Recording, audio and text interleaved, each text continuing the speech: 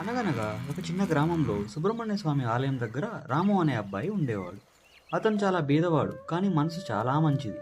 అతను బామ్మకి అనారోగ్యంతో కొంతకాలంగా తిండి లేదు. ఒకరోజు మధ్యాహ్నం రాము ఆలయం తోటలో బంగారంలా మెరుస్తున్న మామిడికాయలు వేలాడుతుంటే చూశాడు.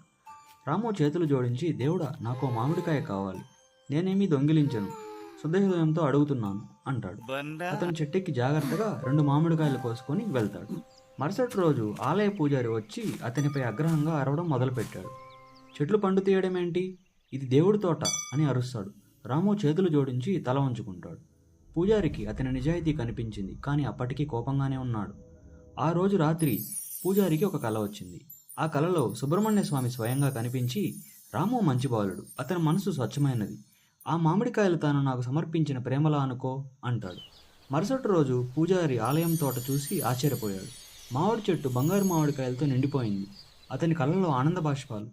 తర్వాత అతను రాముకు మామిడికాయల బుట్టను ఇచ్చి, ఇవి నీకోసం అని అనడంతో రాము చిరునవ్వుతో అవి తీసుకుని ధన్యవాదాలు తెలుపుతాడు. నీతి: మంచితనాన్ని ఎవరూ అడ్డుకోలేరు, అది దేవుడికైనా ఇష్టమే.